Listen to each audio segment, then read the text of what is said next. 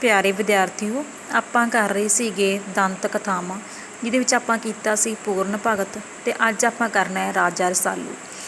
ਤਾਂ ਰਾਜਾ ਰਸਾਲੂ ਨੇ ਜਿਹੜੇ ਉਹ ਪੂਰਨ ਭਗਤ ਦੇ ਆਸ਼ੀਰਵਾਦ ਦੇ ਨਾਲ ਸਿਆਲਕੋਟ ਦੇ ਰਾਜਾ ਸਲਵਾਨ ਦੇ ਘਰ ਰਾਣੀ ਲੂਣਾ ਦੇ ਕੁੱਖੋਂ ਉਹਨਾਂ ਨੇ ਜਨਮ ਲਿਆ ਸੀ।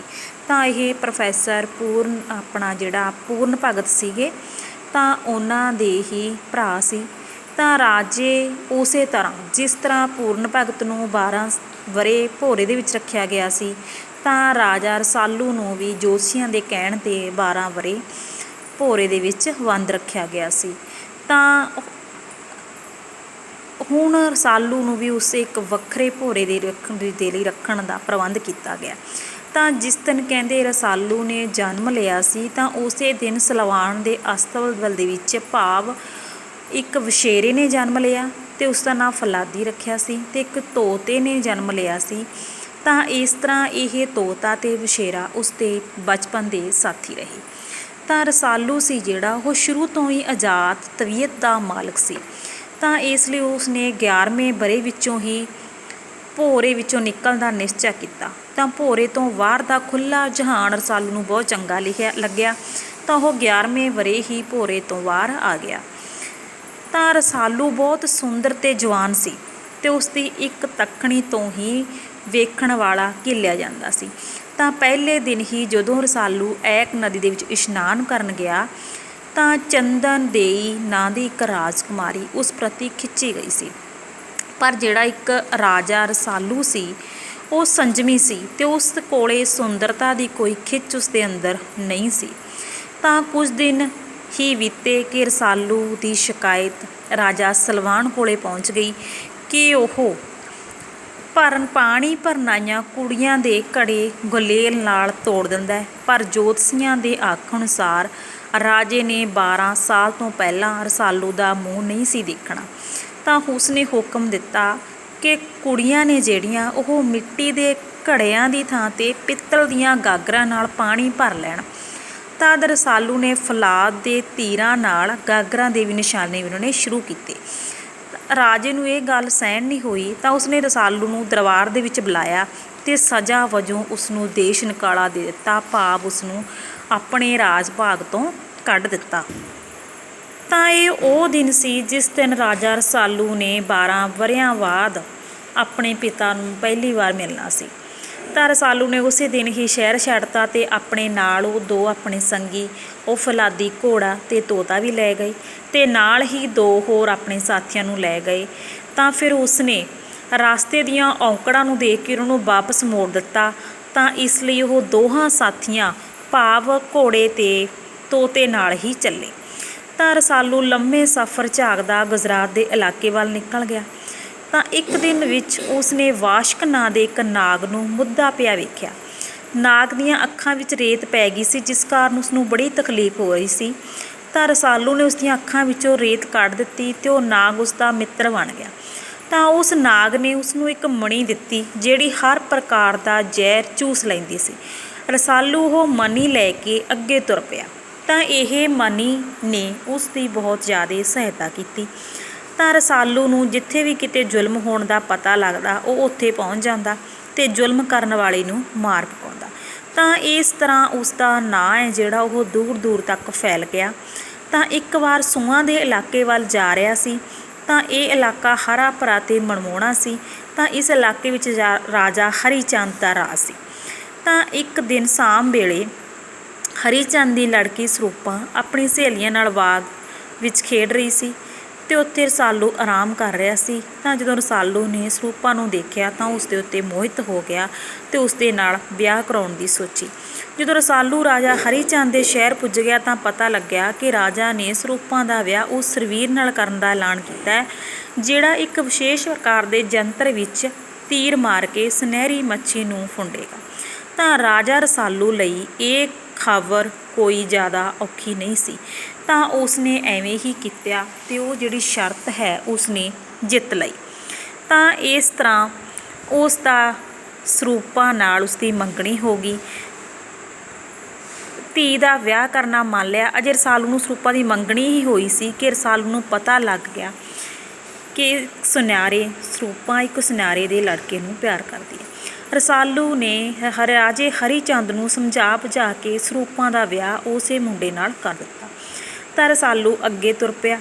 ਉਸਨੇ ਆਪਣੇ ਰਾਹ ਵਿੱਚ ਆਉਂਦੇ ਹੋਏ ਰਾਖਸ਼ਾਂ ਤੇ ਨਾਗਾਂ ਦਾ ਨਾਸ਼ ਕੀਤਾ ਤੇ ਬਹੁਤ ਹੀ ਦੁਖੀ ਲੋਕਾਂ ਦਾ ਕਲਿਆਣ ਕੀਤਾ। ਤਾਂ ਆਉਂਦੇ ਆਉਂਦੇ ਰਾਹ ਦੇ ਵਿੱਚ ਉਸਨੇ ਇੱਕ ਲਾਸ਼ ਵੇਖੀ। ਜਾਨਵਰ ਉਸ ਲਾਸ਼ ਦੀ ਦੁਰਗਤ ਕਰ ਰਹੇ ਸਨ। ਰਾਜਾ ਰਸਾਲੂ ਨੇ ਕਾਵਰ ਪੁੱਟ ਕੇ ਉਸ ਨੂੰ ਦਫਨਾਉਣਾ ਚਾਹਿਆ। ਕਹਿੰਦੇ ਨੇ ਕਿ ਉਹ ਲਾਸ਼ ਬੋਲ ਪਈ। ਤਾਂ ਉਹ ਲਾਸ਼ ਸਿਰਕੱਪ ਦੇ ਭਰਾ ਸਿਰਮੁਖ ਦੀ ਸੀ। ਸਿਰਮੁਖ ਦੀ ਲਾਸ਼ ਨੇ ਦੱਸਿਆ ਕਿ ਰਾਜਾ ਸਿਰਕੱਪ ਇੱਕ ਕਪਟੀ ਰਾਜਾ ਹੈ। ਉਹ ਸਿਰਾਂ ਦੀ ਬਾਜੀ ਲਾ ਕੇ ਚੌਪੜ ਖੇਡਦਾ ਹੈ, ਪਰ ਹੇਰਾ ਫੇਰੀ ਨਾਲ ਚੌਪੜ ਜਿੱਤ ਜਾਂਦਾ ਹੈ ਤੇ ਹਾਰਨ ਵਾਲੇ ਨੂੰ ਮਾਰ ਦਿੰਦਾ ਹੈ। ਉਸਨੇ ਆਪਣੇ ਭਰਾ ਸਿਰਮੁਖ ਦਾ ਵੀ ਲਿਹਾਜ਼ ਨਹੀਂ ਕੀਤਾ ਤੇ ਇਸੇ ਚੌਪੜ ਦੀ ਖੇਡ ਦੇ ਵਿੱਚ ਉਸਨੇ ਆਪਣੇ ਭਰਾ ਸਿਰਮੁਖ ਨੂੰ ਮਾਰ ਦਿੱਤਾ। ਤਾਂ ਸਿਰਮੁਖ ਦੀ ਲਾਸ਼ ਨੇ ਦੱਸਿਆ ਕਿ ਸਿਰਕੱਪ ਕੋਲ ਇੱਕ ਚੂਹਾ ਹੈ ਜਿਹੜਾ ਚੌਪੜ ਖੇਡਣ ਸਮੇਂ ਉਸਦੀ ਮਦਦ ਕਰਦਾ ਹੈ। ਜੇ ਰਸਾਲੂ ਆਪਣੇ ਨਾਲ ਇਹ ਵੀ ਬਿੱਲੀ ਲੈ ਜਾਵੇ ਤਾਂ ਬਿੱਲੀ ਤੋਂ ਚੂਹਾ ਡਰਦਾ ਮਾਰਾ ਬਾਹਰ ਨਹੀਂ ਆਵੇਗਾ। ਤੇ ਉਸ ਨੂੰ ਇਹ ਵੀ ਕਿਹਾ ਕਿ ਜਦੋਂ ਰਸਾਲੂ ਸਿਰਕੱਪ ਨਾਲ ਚੌਪੜ ਖੇਡੇ ਤਾਂ ਪਾਸਾ ਆਪਣਾ ਵਰਤੇ। ਤਾਂ ਇਹ ਸਭ ਸੁਣ ਕੇ ਰਾਜਾ ਰਸਾਲੂ ਨੂੰ ਸਿਰਕੱਪ 'ਤੇ ਬਹੁਤ ਗੁੱਸਾ ਆਇਆ। ਉਹ ਸਿਰਕੱਪ ਨੂੰ ਖਤਮ ਕਰਨ ਲਈ ਸ਼ਹਿਰ ਵੱਲ ਚਲਾ ਗਿਆ। ਰਾਜਾ ਸਿਰਕੱਪ ਦੇ ਸ਼ਹਿਰ ਬਾਹਰ ਇੱਕ ਘੁਮਿਆਰ ਦਾ ਘਰ ਸੀ। ਤਾਂ ਉਸ ਵੇਲੇ ਘੁਮਿਆਰ ਨੇ ਆਵੇ ਨੂੰ ਪਕਾਉਣ ਲਈ ਅੱਗ ਲਾਈ ਹੋਈ ਸੀ। ਤਾਂ ਆਵੇ ਦੇ ਪਾਸੇ ਇੱਕ ਬਿੱਲੀ ਰੋਂਦੀ ਫਿਰ ਰਹੀ ਸੀ। ਕਿਉਂ ਫਿਰ ਰਹੀ ਸੀ? ਕਿਉਂਕਿ ਉਸ ਆਵੀ ਦੇ ਵਿੱਚ ਬਿੱਲੀ ਦੇ ਬਲੂੰਗੜੇ ਸੀ। ਤਾਂ ਘੁਮਿਆਰ ਨੇ ਕਿਹਾ ਕਿ ਜੇ ਹੁਣ ਮੈਂ ਆਵੇ ਦੀ ਅੱਗ ਬੁਝਾਵਾਂਗਾ ਤਾਂ ਬਿੱਲੀ ਦੇ ਬੱਚੇ ਤਾਂ ਬਚ ਜਾਣਗੇ, ਪਰ ਮੇਰੇ ਭਾਂਡੇ ਨੇ ਜਿਹੜੇ ਉਹ ਸਾਰੇ ਖਰਾਬ ਹੋ ਜਾਣਗੇ। ਤਾਂ ਰਾਜਾ ਰਸਾਲੂ ਨੇ ਕਿਹਾ ਕਿ ਭਾਂਡਿਆਂ ਦੀ ਕੀਮਤ ਉਹ ਆਪ ਚੁਕਾ ਦੇਵੇਗਾ, ਪਰ ਇਸ ਆਵੀ ਨੂੰ ਅੱਗ ਨਾ ਲਾਵੇ। ਤਾਂ ਇਸ ਤਰ੍ਹਾਂ ਉਸਨੇ ਇਹਨਾਂ ਬਿੱਲੀ ਦੇ ਬਲੂੰਗੜਿਆਂ ਦੀ ਰੱਖਿਆ ਜਿਹੜੀ ਉਹ ਕੀਤੀ। ਤਾਂ ਰਸਾਲੂ ਬਲੂੰਗੜੇ ਨੂੰ ਲੈ ਕੇ ਰਾਜਾ ਸਿਰਕੱਪ ਦੀ ਨਗਰੀ ਦੇ ਵਿੱਚ ਗਿਆ ਤੇ ਸਿਰਕੱਪ ਨੂੰ ਉਸਦੇ ਸੂਈਆਂ ਨੇ ਪਹਿਲਾਂ ਹੀ ਦੱਸ ਦਿੱਤਾ ਸੀ। ਤਾਂ ਉਸਨੇ ਸਿਰਕੱਪ ਨੇ ਬਹੁਤ ਜ਼ਿਆਦੀਆਂ ਰੁਕਾਵਟਾਂ ਪਾਉਣੀਆਂ ਚਾਹੀਆਂ, ਪਰ ਅੰਤ ਦੇ ਵਿੱਚ ਜਿਹੜਾ ਰਾਜਾ ਰਸਾਲੂ ਹੈ ਉਹ ਸਿਰਕੱਪ ਦੇ ਨਾਲ ਖੇਡਿਆ। ਤਾਂ ਸਿਰਕੱਪ ਨੇ ਰਸਾਲੂ ਨੂੰ ਖਾਣੇ ਵਿੱਚ ਜ਼ਹਿਰ ਦੇ ਕੇ ਮਾਰਨ ਦੀ ਕੋਸ਼ਿਸ਼ ਵੀ ਕੀਤੀ, ਪਰ ਇਸ ਦੇ ਵਿੱਚ ਉਹ ਨਾਕਾਮਯਾਬ ਹੋਇਆ। ਤਾਂ ਦੂਜੇ ਦਿਨ ਸਿਰਕੱਪ ਤੇ ਰਸਾਲੂ ਨੇ ਜਿਹੜੇ ਉਹ ਚੌਪੜ ਖੇਡਣ ਬੈਠੇ। ਸਿਰਕੱਪ ਨੇ ਰਸਾਲੂ ਦਾ ਧਿਆਨ ਚੌਪੜ ਦੀ ਬਾਜੂ ਤੋਂ ਹਟਾਉਣ ਲਈ ਸੋਹਣੀਆਂ ਸੋਹਣੀਆਂ ਇਸਤਰੀਆਂ ਉਸਦੇ ਆਲੇ ਦੁਆਲੇ ਘੁਮਾਈਆਂ, ਪਰ ਉਸ 'ਤੇ ਕਿਸੇ ਚੀਜ਼ ਦਾ ਅਸਰ ਨਾ ਹੋਇਆ। ਤਾਂ ਉਹ ਅੰਤ ਦੇ ਵਿੱਚ ਸਿਰਕੱਪ ਚੌਪੜ ਹਾਰ ਗਿਆ। ਤਾਂ ਉਸ ਵੇਲੇ ਸਿਰਕੱਪ ਨੂੰ ਖਬਰ ਮਿਲੀ ਕਿ ਉਸਦੇ ਘਰ ਇੱਕ ਕੁੜੀ ਨੇ ਜਨਮ ਲਿਆ। ਤਾਂ ਸਿਰਕੱਪ ਨੇ ਕੀ ਕੀਤਾ? ਹੁਕਮ ਦੇ ਦਿੱਤਾ ਕਿ ਉਸ ਕੁੜੀ ਨੂੰ ਮਾਰ ਦਿੱਤਾ ਜਾਵੇ। ਉਹ ਨਹਿਸ਼ ਹੈ ਕਿਉਂਕਿ ਉਹ ਹੁਣ ਉਸਨੇ ਹੀ ਹਰਾਇਆ ਹੈ। ਪਰ ਰਸਾਲੂ ਨੇ ਕਿਹਾ ਕਿ ਉਸ ਲਈ ਉਹ ਕੁੜੀ ਭਾਗਾਂ ਵਾਲੀ ਹੈ, ਇਸ ਲਈ ਉਸ ਨੂੰ ਨਾ ਮਾਰਿਆ ਜਾਵੇ। ਜਦੋਂ ਉਹ ਵੱਡੀ ਹੋ ਜਾਵੇਗੀ ਤਾਂ ਉਸ ਦੇ ਨਾਲ ਵਿਆਹ ਕਰਵਾਏਗਾ। ਤਾਂ ਸਿਰਕੱਪ ਨੇ ਇਹ ਸੁਝਾਅ ਹੈ ਜਿਹੜਾ ਸਿਰਕੱਪ ਨੇ ਮੰਨ ਲਿਆ ਤੇ ਰਸਾਲੂ ਨੇ ਸਿਰਕੱਪ ਨੂੰ ਮਾਰਨ ਲੱਗਾ ਤਾਂ ਸਿਰਕੱਪ ਨੇ ਨਵੀਂ ਜੰਮੀ ਧੀ ਦਾ ਵਾਸਤਾ ਪਾ ਕੇ ਆਪਣੀ ਜਾਨ ਦੀ ਖੈਰ ਮੰਗੀ। ਤਾਂ ਸਿਰਕੱਪ ਨੇ ਵੀ ਅੱਗੇ ਤੋਂ ਨੇਕੀ ਨਾਲ ਰਾਜ ਕਰਨ ਦਾ ਪਰਨ ਕੀਤਾ ਤੇ ਸਿਰਕੱਪ ਦੀ ਜਿਹੜੀ ਨਵੀਂ ਧੀ ਦਾ ਨਾਂ ਕੋਕਲਾਂ ਰੱਖਿਆ ਗਿਆ ਤੇ ਇਹੀ ਕੋਕਲਾਂ ਹੀ ਰਾਜਾ ਰਸਾਲੂ ਦੀ ਪਤਨੀ ਬਣੀ। ਤਾਂ ਇਸ ਤਰ੍ਹਾਂ ਉਸਨੇ ਬਹੁਤ ਸਾਰੇ ਦੁਨੀਆ ਦਾ ਐਲਾਨ ਕੀਤਾ ਤੇ ਰਾਹ ਵਿੱਚ ਕੋਕਲਾਂ ਲਈ ਉਸਨੇ ਇੱਕ ਸੁੰਦਰ ਮਹਿਲ ਉਸਾਰਨ ਦੀ ਸੋਚੀ ਤੇ ਉਹ ਕਿਸੇ ਚੰਗੀ ਥਾਂ ਦੀ ਭਾਲ ਦੇ ਵਿੱਚ ਫਿਰਨ ਲੱਗਿਆ। ਤਾਂ ਰਾਹ ਦੇ ਵਿੱਚ ਉਸਨੂੰ ਇੱਕ ਸੱਪਣੀ ਮਿਲੀ। ਤਾਂ ਜਦੋਂ ਸੱਪਣੀ ਨੇ ਰਸਾਲੂ ਨੂੰ ਡੰਗਣਾ ਚਾਹਿਆ ਤਾਂ ਰਸਾਲੂ ਨੇ ਉਸ ਨੂੰ ਮਾਰ ਦਿੱਤਾ। ਸੱਪਣੀ ਨੇ ਰਸਾਲੂ ਨੂੰ ਸਰਾਪ ਦਿੱਤਾ। ਸਰਾਪ ਤੋਂ ਮੁਕਤੀ ਪ੍ਰਾਪਤ ਕਰਨ ਲਈ ਰਸਾਲੂ ਨੂੰ 12 ਸਾਲ ਹੋਰ ਕੋਕਲਾ ਤੋਂ ਦੂਰ ਰਹਿਣਾ ਪਿਆ।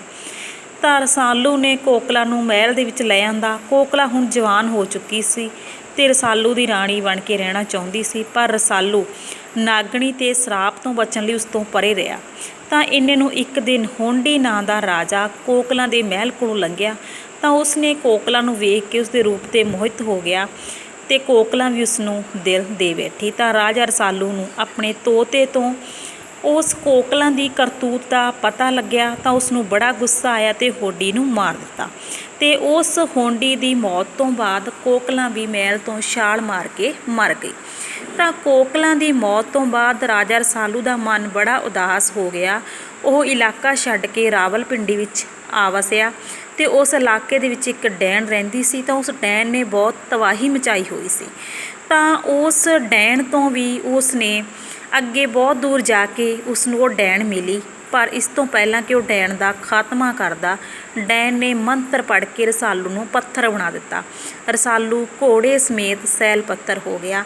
ਤਾਂ ਕਹਿੰਦੇ ਲੋਕਾਂ ਦਾ ਅੱਜ ਵੀ ਇਹ ਵਿਸ਼ਵਾਸ ਹੈ ਕਿ ਕਦੀ ਫੇਰ ਰਾਜਾ ਰਸਾਲੂ ਹੈ ਜਿਹੜਾ ਉਹ ਦੁਨੀਆ 'ਤੇ ਜਨਮ ਲਵੇਗਾ ਅਤੇ ਜ਼ਾਲਮਾਂ ਦਾ ਨਾਸ਼ ਕਰ ਦੇਵੇਗਾ। ਤਾਂ ਇਸ ਤਰ੍ਹਾਂ ਜਿਹੜਾ ਇਹ ਰਾਜਾ ਰਸਾਲੂ ਹੈ ਉਹ ਪੂਰਨ ਭਗਤ ਤੋਂ ਵੀ ਜ਼ਿਆਦਾ ਸ਼ਕਤੀਸ਼ਾਲੀ ਹੈ, ਜਿਹੜਾ ਇੱਥੇ ਇਹਨਾਂ ਨੇ ਮੰਨਿਆ ਹੈ ਕਿ ਉਸਨੇ ਬਹੁਤ ਸਾਰੇ ਦੁਨੀਆ ਦਾ ਜਿਹੜਾ ਕਲਿਆਣ ਹੈ ਉਹ ਕੀਤਾ ਹੈ।